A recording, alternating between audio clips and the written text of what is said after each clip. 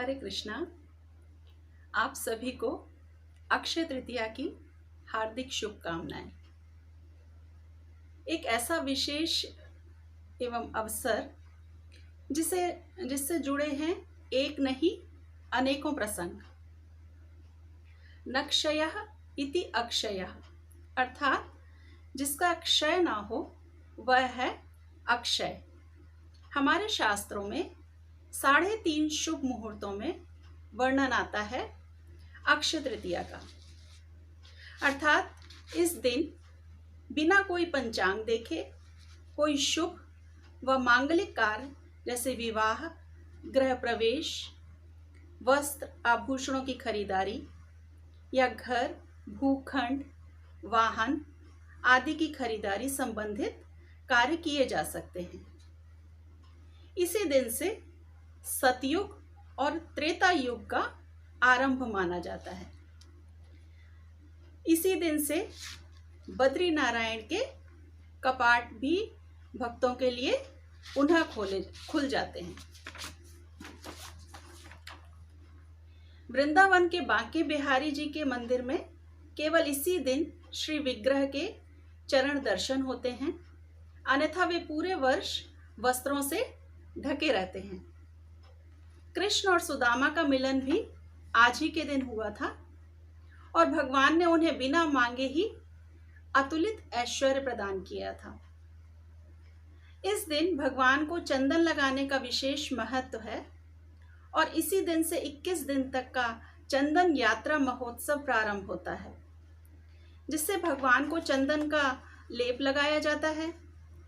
भगवान को चंदन की शीतलता देकर एक प्रकार से भक्त उन्हें उनके तापों को हर लेने का निवेदन करते हैं। अक्षय तृतीया के दिन शुभ कार्य करने, पूजा, जप, तप, दान, हवन आदि का विशेष महत्व है। अक्षय तृतीया वैशाख मास के शुक्ल पक्ष की तृतीय तिथि को मनाई जाती है। माना जाता है कि इस दिन कोई भी शुभ कार्य करने के लिए पंचांग देखने की जरूरत नहीं है। अक्षय तृतीया पर किए गए कार्यों का कई गुना फल प्राप्त होता है। इस साल अक्षय तृतीया पर शनि की चाल बदलना भी एक विशेष घटना है, जिसका प्रभाव सभी राशियों पर अगले 6 महीने तक देखने को मिलेगा। इसे अख तीज के नाम से भी जाना जाता है। पुराणों में बताया गया है कि यह बहुत ही पुण्यदायी तिथि है। इस दिन किए गए दान पुण्य के बारे में मान्यता है कि जो कुछ भी पुण्य कार्य इस दिन किए जाते हैं उनका फल अक्षय होता है, यानी कई जन्मों तक इसका लाभ मिलता है। हिंदू धर्म में अक्षय तृतीया को लेकर कई मान्यताएं हैं, जिसमें से कुछ प्रमुख हैं। जैसे भगवान विष्णु के छठे अवतार माने जाने वाले भगवान परशुराम का जन्म हुआ था।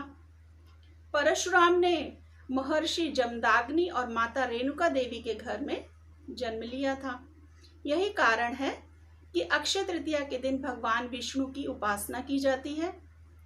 इसी दिन परशुराम जी की पूजा का भी विधान है। इस दिन माँ गंगा स्वर्ग से धरती पर अवतरित हुई थी। राजा भगीरथ ने गंगा को धरती पर अवतरित कराने के लिए हजारों वर्ष तक तप कर उन्हें धरती पर लाए थे।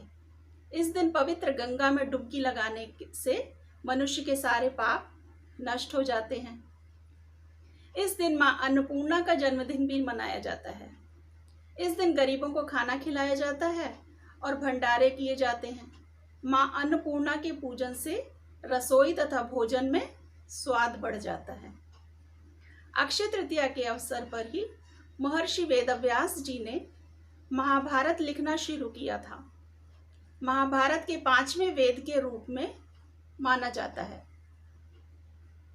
इसी में श्रीमद् भगवद गीता भी समाहित है। अक्षय तृतीया के दिन श्रीमद् भागवत गीता के 18वें अध्याय का पाठ करना चाहिए। बंगाल में इस दिन भगवान गणेश जी और माता लक्ष्मी जी का पूजन कर सभी व्यापारी अपना लेखा जोखा ऑडिट बुक की किताब शुरू करते हैं।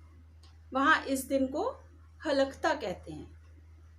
भगवान शंकर ने इस दिन भगवान कुबेर माता लक्ष्मी की पूजा अर्चना करने की सलाह दी थी, जिसके बाद से अक्षय तृतीया के दिन माता लक्ष्मी की पूजा की जाती है और यह परंपरा आज तक चली आ रही है। अक्षय तृतीया के दिन ही पांडव पुत्र युधिष्ठिर को अक्षय पात्र की प्राप्ति भी हुई थी। इसकी विशेषता यह थी कि इसमें कभी भी भोजन समाप्त नहीं होता था। अक्षय तृतीया के दिन शुभ कार्य करने का विशेष महत्व है। इस दिन कम से कम एक गरीब को अपने घर बुलाकर सत्कार पूर्वक उन्हें भोजन अवश्य कराना चाहिए। गृहस्थ लोगों के लिए तो ऐसा करना जरूरी बताया गया है। मान्यता है कि ऐसा करने से उनके घर में धन धान में अक्षय बढ़ोतरी होती है। अक्षय तृतीया के पावन अवसर पर हमें धार्मिक कार्यों के लिए अपनी कमाई का कुछ हिस्सा दान में अवश्य देना चाहिए। ऐसा करने से हमारी धन और संपत्ति में कई गुना इजाफा होता है। तो आप सभी अक्षय तृतीया का दान, पूजा, हवन सभी करके इसका लाभ उठा सकते हैं। हरे कृष्णा।